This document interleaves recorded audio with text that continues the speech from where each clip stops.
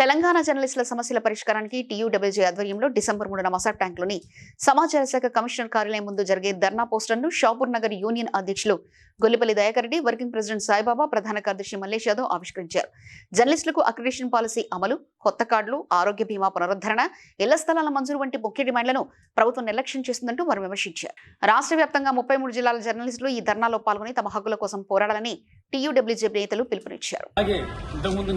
TRS ప్రభుత్వం కూడా నిర్లక్ష్యాన్ని ప్రదర్శించినాయి. కానీ ఆ కాంగ్రెస్ ప్రభుత్వం వచ్చినప్పుడు జర్నలిస్టులకు ఇండ్లు, మిగతా ఆరోగ్యపరంగా, సంక్షేమపరంగా అన్ని పథకాలు వెంబడే అమలు చేస్తామని చెప్పేసి మనకు హామీ ఇచ్చాయి. కానీ కాంగ్రెస్ ప్రభుత్వం కూడా వాటిని తుంగలో దొక్కింది.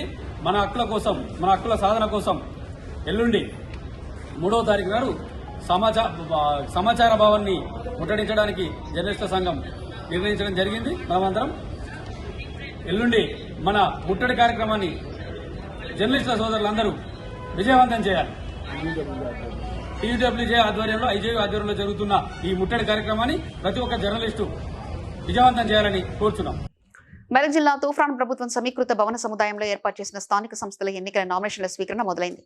ఇందులో భాగంగా వట్టూరు గ్రామ సర్పంచ్ అభ్యర్థిగా ఆకుల శ్రీనివాస్, నాగులపల్లి గ్రామ సర్పంచ్ అభ్యర్థిగా ఏసబైన పుష్పలత శ్రీశైలం యాదవ్, యవాపూర్ సర్పంచ్ అభ్యర్థిగా ఎంజాల స్వామి, దాతరపల్లి సర్పంచ్ అభ్యర్థిగా పిట్ల సాయిబాబా, అలాగే మండల పరిధిలోని గ్రామ పంచాయతీల నుండి పలువురు వార్డు సభ్యులు నామినేషన్ దాఖలు చేశారు. ఈ సందర్భంగా సర్పంచ్ అభ్యర్థులు మాట్లాడుతూ ఎన్నికల్లో తమను గెలిపించాలని, ఆయా గ్రామాల అభివృద్ధికి సాయశక్తుల కృషి చేసి అన్ని రంగాల్లో గ్రామీణ అభివృద్ధికి తోడ్పడతామని తెలిపారు.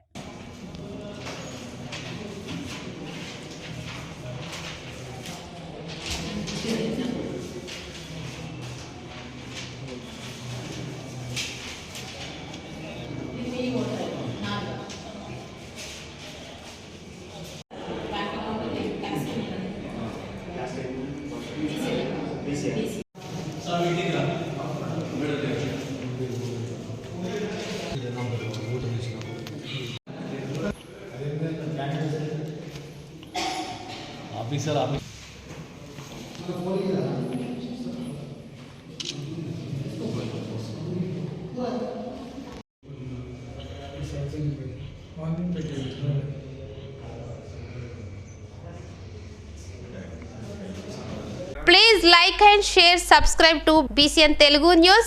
Please like, share and subscribe to BCN Telugu News.